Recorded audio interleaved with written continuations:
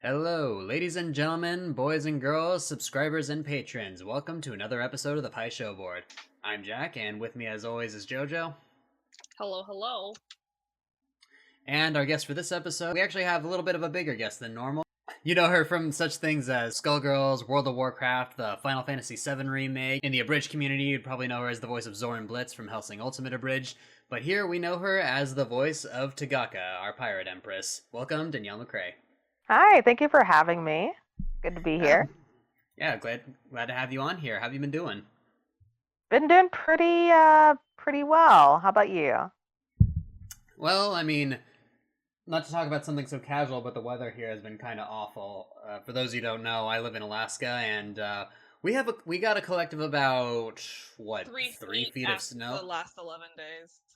Yeah, 3 feet in 11 days. It's been pretty horrific. It is. Oh no! I think we've had 3 major snowfalls specifically timed. So we have one. The city finally gets the roads cleared, and then that night the next one hits.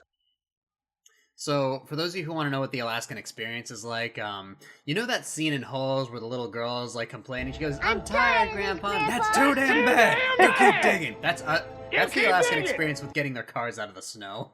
Oh wow! My snowblower is locked away in my shed, which is snowed closed. Like the snow is blocking the door, so I have to shovel the way to the shed and then shovel out in front of the shed so the door can swing open. So there's these big old barn doors, so it has like a pretty wide swing to it. I'm just gonna sleep and not leave the house instead. Just driving home today, I could see just entire mounds of snow, and I could see little reflections of light, and I'm like, there's a car under that giant pile somewhere, and God, I feel so bad for whoever's in there. Yeah, we're at about the point people are gonna have to go up to their roofs and clean those off. So I'm not looking forward to that. Oh Maybe no! I am. Yeah. Maybe if I make sure the landing is nice, I can just roll off the roof. I don't know. What was that whole thought process in World War II? The reason Russians didn't have paratroopers is that snow is soft enough to catch anything. Well, did it work? Well, I mean, Russia had a bigger body count than Germany in World War II, so you tell me. I don't think we should be judging what Russia does in its free time. What it does after dinner is not our business. Fair enough.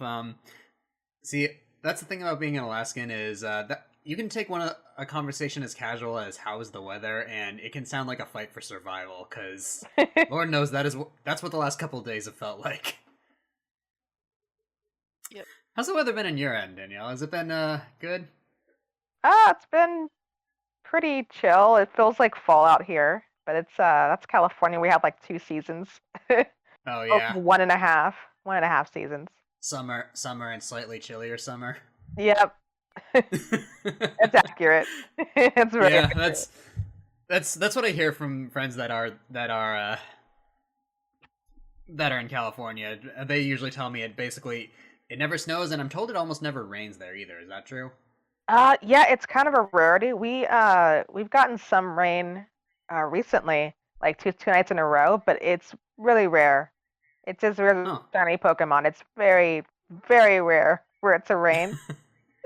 Yeah, that's valid. Isn't a drought a character trait of California? Isn't that just what really puts? I know there's a unique kind of wildfire. That is accurate. I know there's a unique wildfire specifically to California called the Sundowner, which, for those of you who play Metal Gear Rising, that's where that name comes from, is the California wildfire. I'm fucking invincible! Yep, very true. Very true. Speaking of video games, I'm really glad we got to do this today because I've been snowed in the last couple of days, so I've just been playing the Final Fantasy VII Crisis Core remake, and me too. It's great. It's so good.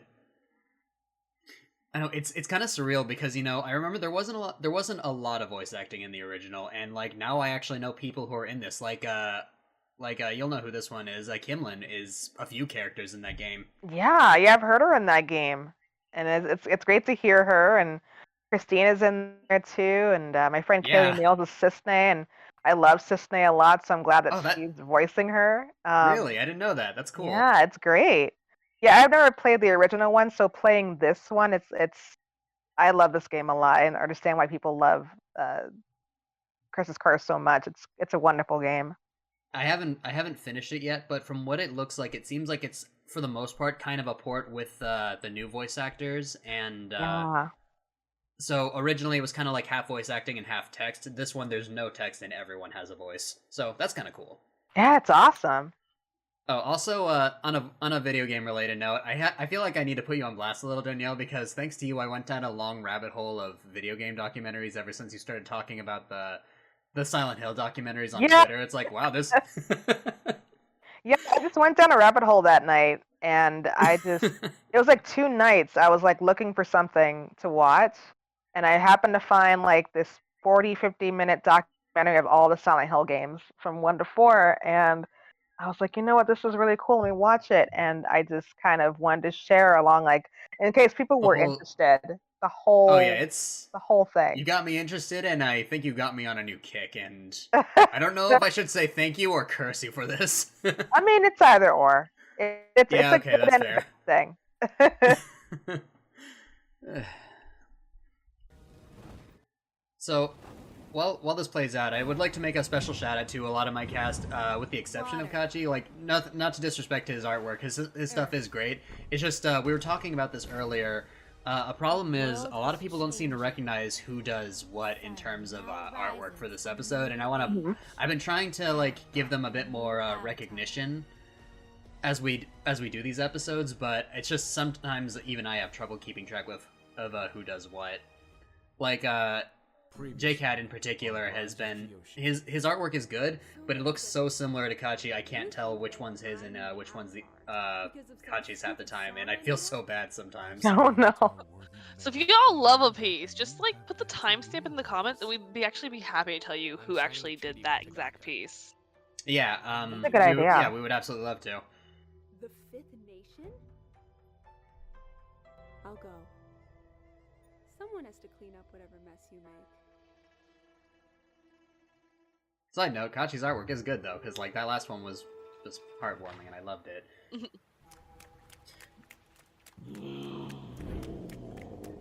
Also, I'd like to put a shout out to oh god, what's his name? I don't think No, this time it's not artist. It's I know, right? This we were just talking about this. But no, I was talking about JJ, our composer, who has been just absolutely Jerome Jensen, who's absolutely been killing it with his music. And I looked at his SoundCloud. The guy has like less than 90 followers, and I feel like we need to fix this. So as our fans, I'd like to formally request you start following him on SoundCloud. Yeah, that needs to be rectified. Like, he's on multiple occasions given me like the musical goosebumps. So. For real, yeah. Everything's fine, Master Kelsong. Oh, also, I guess I should also mention that that's Jojo, you said a couple episodes ago that finding me in this episode's like playing Waldo, looking for Waldo in the series, and this one it'll be much easier because I'm also the voice of Pun Pum. Well, you just ruined the Where's Waldo. I mean, You don't open credits, a book of Where's Waldo and then just like a circle like he's right here. That's not how that works. I mean, you ever read a Where's Waldo books? No, because there's no words. I mean, not. What I mean is, like, at the end of each book, there's always like a little answer sheet at the end of where he is in every page. I feel like that's cheating. That's at the end also, which is where the credits are. Credits aren't cheating. Okay, then. So wait, you agreed with me that it's not cheating if I say it's me if I credit it? No, it's cheating because you say it during the episode. Well, we're here. It's in the credits. It's fine. That's just the key. That's okay. We're glossing over everything. Okay, we're glossing over all of our shots here. I will say though, I do like this shot in particular. It's just because of I'm gonna rewind a little bit here. So I do like the way this shot looks, just because of the sheer motion of it. Prepare for landing. Like the background, just the way the background looks and like the slow movement. I like how it looks here, and I believe it was Nav that did the work for this. I think it's good. Sorry, go ahead. I just think it's nice because you're not working with any animated things. You're using all still images, so It is all still all images for the most motion part, is yeah. relatively illusionary. Oh, I watched, did you ever watch an anime called Keep Your Hands Off Eizouken? I've never seen an anime in my life. Don't lie to me. You're as weeb trash as I am, and you know it. Is that some kind of laundry detergent? Anyway, there was one episode in particular where they talked about like how they actually do motion in animation, and it's actually really fascinating because they had a lot of like seasoned veterans from people who worked in stuff like Studio Ghibli, Studio Madhouse, and just a whole bunch of big name animators were working on this series, and it's a really good, it's a nice love letter. I know, that's my obscure anime plug for the day. That the negotiating grounds be even. For her, that meant no warships. For us, that means no ground.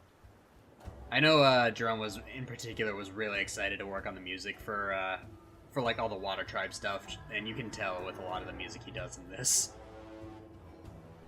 Sifu Amak. Who's that? He's Avatar Yoon's favorite teacher. What can I say? He's the only They're one just who cares more vibing to about the song function at this than point. form. Yeah, at this point, yeah. What's he holding?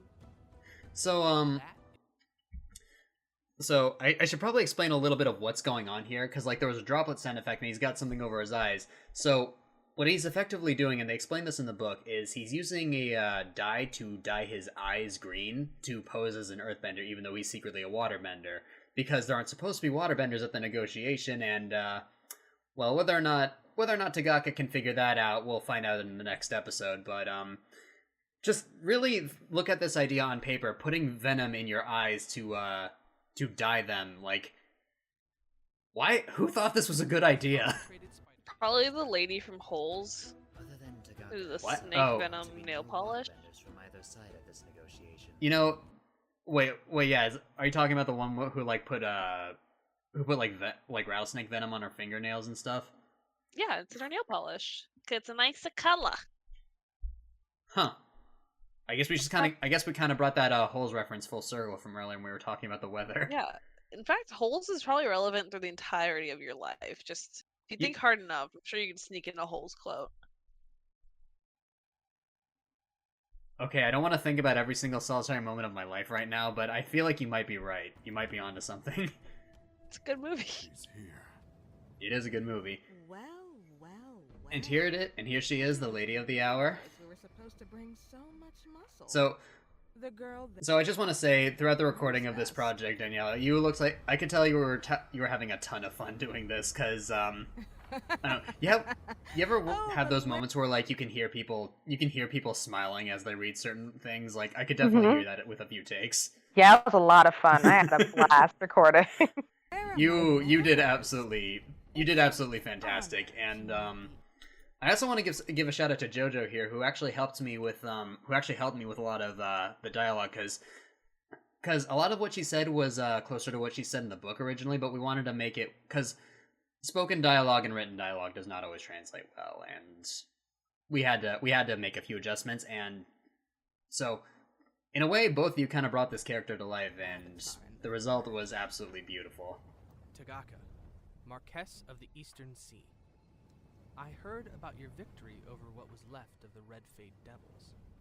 Oh, word certainly travels fast. Yache Hong and his crew were a bunch of sadists. They had neither your wisdom nor your ambitions. You did the world a great service by getting rid of them. I like this one.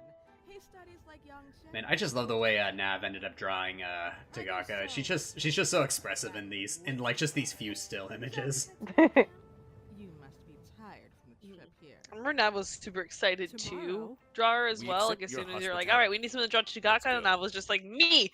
Oh yeah, she jumped at that. And you can see why. Her design for Tagaka is great. We only have she had two different designs. One in her full pirate outfit, and a more casual one we'll see here in just a second. How does But- it weigh that small pack so much blubber? There's our boy Ken voicing My the compliments pirates. to the chef. I hear you're good at Pai Sho. There we are. Her more casual look. I like that she's got sort of a mix of the hair loops from that the Water Tribe has, but she also has like kind of dreadlocks going on. Oh hey, there's JoJo's outfit. Alright, there's JoJo's designs. Art. I didn't make those outfits. Or yeah, or design. You know what I mean. You do art good, especially with the hands. They're holding. Hey, for what it's worth, I can't draw hands to save my life. I'm a sound guy and a video guy, not a draw guy. Oh, look at them. They're holding hands like really good friends. Like roommates. Like roommates, yeah. See Tagaka just kind of vibing here. Are you enjoying yourself? I've been to many places around the world, Tagaka, and among all of them, your hospitality is unmatched. Good, good. Glad to hear it. I was convinced you were planning to kill me before the night was through. So, fun fact about some of these lines: there was actually an alternate take where she went a lot, where you went a lot more venomous on these lines, and I kind of wish that I used some of them, but I couldn't use all of them just because I wanted to downplay certain parts for certain scenes, because like I want the big build up to be when she finally like takes control of the whole situation, which we'll see more of in episode 5, but just I'm afraid I don't. Man, I'll see if I can include some of the lines in this episode, like in a cut part here. But even there were times where I legit got chills hearing certain things from you in this episode. Surely you know of my bending masters, the famed companions of Avatar Kuruk. So Danielle, did you know what she looked like before you started voicing her, or did you just feel in your heart a way to perfectly voice a way that matched the art expression so well? So I had no idea what she was going to look like. I just kind of just found out who her character was, and what I do with everything that I record for audition for, if I get a certain vibe from a character, I just kind of roll with it, and it just becomes, the character comes to life. So it's kind of like, I get to know a character, I find out what their vibe is, and as I record for them, the vibe kind of sticks, and that's kind of what happened with her. Just kind of found her vibe and then rocked with it for the entire session. Well, as you can see, the results kind of speak for themselves in that one. Awesome. I don't know. So now that you see what your character looks like, what do you think? She's a hottie. She's a hottie. You know, that's fair. That's fair. It wasn't the answer I was expecting, but totally acceptable. I don't know. Not to put you on a spotlight here, Jojo, but I believe your response to hearing the line the first time was like, "Yeah, that's good. I'm gay. That's good." that sounds like me. Yeah, that's accurate. I don't know. I guess the vibe I was kind of going for when I was directing her was somewhere between Azula from The Last Airbender and Lady Dimitrescu from Resident Evil, and I think we found a good balance here. Yeah. Speaking of Dimitrescu, like you can I went with the idea to sort of make her kind of a unit, because you can see she almost towers next to everyone else except for Kelsang and Kyoshi, who by themselves are also giants too. So I thought it would just show how much more imposing she is, and more of an imposing threat she is compared to everyone else she's in front of. Mm-hmm. Yeah. The answer is solely because of that man right there. Oh, I really like the musical cue for this part. My father used to call him the living typhoon. You see, people like my father and I have a fondness for theatrical nicknames, but in his case, it was no exaggeration. My grandfather. See, one of the things I love about your role in this, Danielle, is just that you just have this great vibe of I'm in control of every situation I'm in, even when it looks like I'm cornered. You did so good in this, and I can't overstate that enough. Oh, thank you so much. Sorry, what was that, Jojo? Just the con man confidence in the voice. The con man confidence, I like that. That is all points in charisma. Have any of you pulled a shiver timber as big as your arm from your body?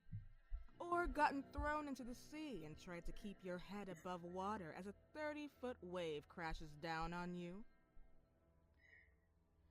I should thank you, Master Kelsang. I lost several uncles on that voyage. Yeah, both of these characters were drawn by Cosmic Dragon, and you can just tell because of the sheer expressiveness of both characters here. An entire generation of cutthroat sailors held at bay by a single air nomad. They thought the great and terrible Kelsang was watching them from the peaks of the Southern Air Temple, patrolling the skies above. Is that where he was when he wasn't in Yokoya? Hunting pirates? There's a little bit of inconsistency between Kyoshi, whether or not she's in a head wrap in these scenes, and then where her hair is out during the key images. But it's because she's standing next to the door, and sometimes the wind blows, so she puts her hat back on, and then sometimes it's not blowing, so she takes the hat off again because it's too hot. Yeah, that was the plan.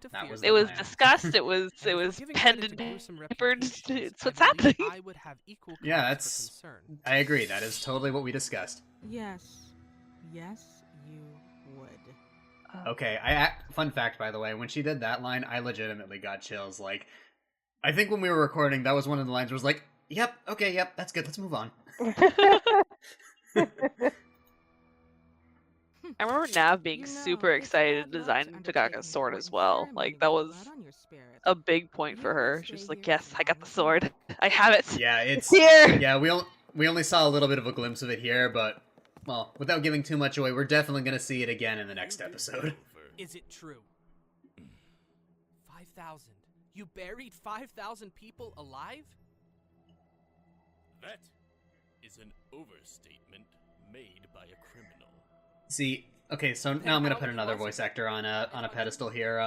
The voice acting for Genju in particular, I think was done extremely well here, because the idea was I wanted to keep it a mystery of whether or not he actually did what Tagaka claimed he did, and he does a great job at kind of giving that ambiguity as to whether or not he would. But it also sounds like, yeah, this is definitely something he would do. But we're not sure if it is something he did. What justice is. I made it clear whatever horrors they inflicted would come back to haunt them. And to what end? Success, Yoon. It worked. The remnants of the Daofei that escaped me dispersed into the countryside because at last they knew there would be retribution for their actions if they didn't give up their ways. Perhaps you've never heard about this from decent citizens of the Earth Kingdom because they see it the same as I do. A criminal like her watches justice being done and bewails at the lack of forgiveness, conveniently forgetting about what they did to deserve such punishment. Now, Genju's a really fun character, and I can't wait to explore more as the series goes on. Back then, we did what we had to do to save lives and maintain balance. We had to act without an avatar. Well, aren't you lucky? You can blame the burden of ending so many lives on the Avatar, on me. Their ghosts aren't weighing on your shoulders anymore. They're clinging to mine. I'll try and follow the examples my teachers set. Enough! You've allowed yourself to be rattled by that was originally going to be one shot, by the way, of just him with his hand on the table, but Jake had actually did like a last-minute edition of him doing a small animated bit to have him look like he's slamming his fist down. I actually love that key though. I adore that, like, you just feel like the hard clench in Yoon's jaw. After died, I thought my failure to set him on the right path was my last and greatest mistake. But it turns out I was wrong. Got it. I never told you how far. One of the things I like about the music is it almost kind of sounds like it almost kind of sounds like the sad theme from Kung Fu Panda, and I mean that in the best way. Just Kung Fu Panda's soundtrack slaps. Dude, it really does though. You never let me. So I want to put Nav on another spotlight here because our direction we've said is when it comes to doing any key images with Kelsang, particularly when it's with her and Kyoshi, is just make everyone as heart-wrenching as we possibly can because why not? I'll check on them. But you go. I'll catch up. So, fun fact, this was originally where the episode was going to end. We were actually going to have this be the beginning of episode 5, but stupid shadows. Because of the way the pacing worked for the next episode, it would have made the original one around 8 minutes long. So we did a little bit of finagling, and so now this is now the end part of episode 4. Also, fun fact, the drunk guard is voiced by Melodonius, the voice of Avatar Kuruk, because I didn't really have any, because he only had like the one line at the beginning, so I thought, hey, you want to do another character while you're here already? You ever been a chameleon bay, sweet thing? Stay under Madame Kiji's roof?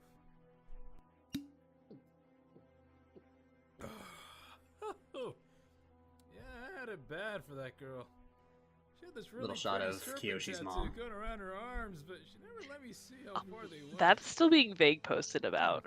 What about you? You're Yeah, skipping right well, to the I answer mean- key again. Ink in your body? I mean... Worst Where's Waldo buddy ever. Fun fact, by the way, about that slamming sound effect, that was actually from Marvel vs. Capcom, specifically where She-Hulk throws a car at her enemy. So. Alright, big green lady. I see the Big green relation. lady, yeah. I feel like it worked. Sound like what I asked. Oh, I made a mistake.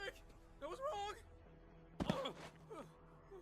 There was originally kind of like a sighing noise after she says this, but we thought it would, but we agreed it would work better to let the whole scene sink in without it.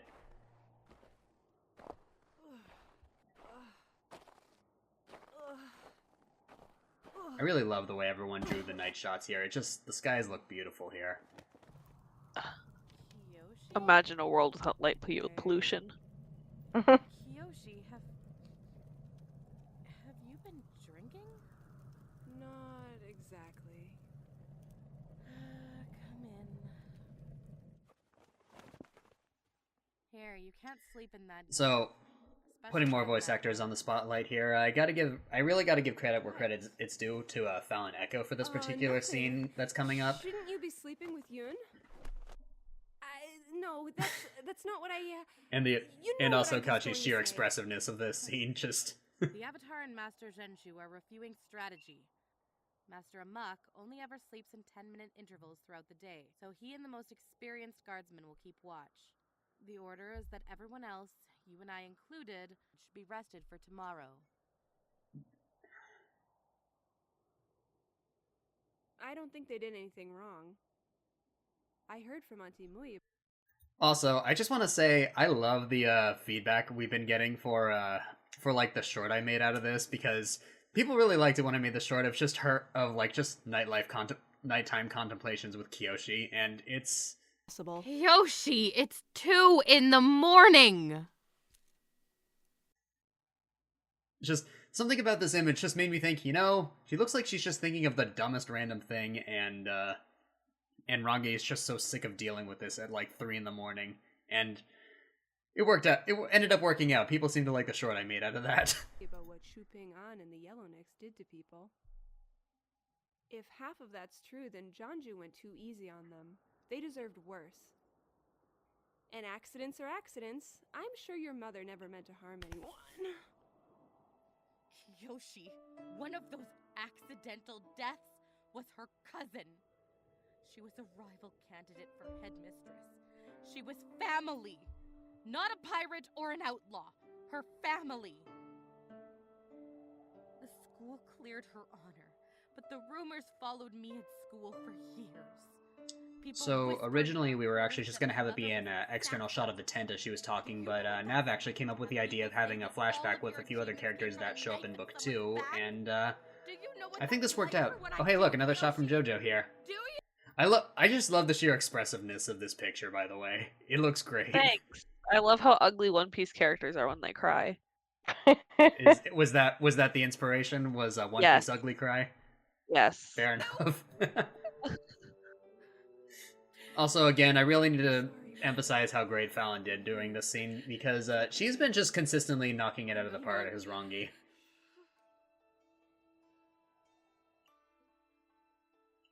And a good final shot to land on here.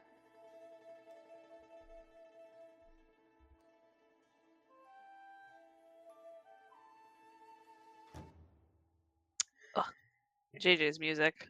chef's kiss regularly. It really is. It really is great. So that was episode 4.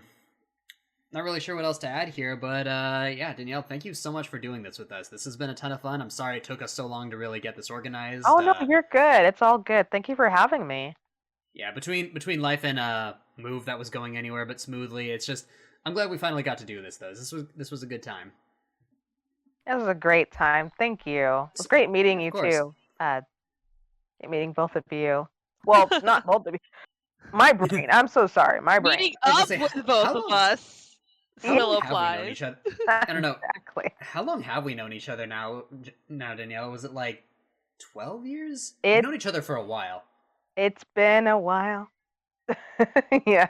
Yeah, I think we met when I was in high school, back when that's right. When Kira was doing her Dragon Star series, I think that's when we met. Oh my god. That's going way back too. God, yeah, sorry, did I unlock a core memory for you there? No, that's actually a really good memory. That's a great one.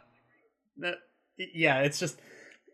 Yeah, I think that's the first time I really remember us talking was when that came out. Yeah. Wow. God, that was... I don't remember how long that was. It was a while ago, though. Is that project gone to time, or is that revisitable? I actually don't know. I think I might have to ask Kira about that.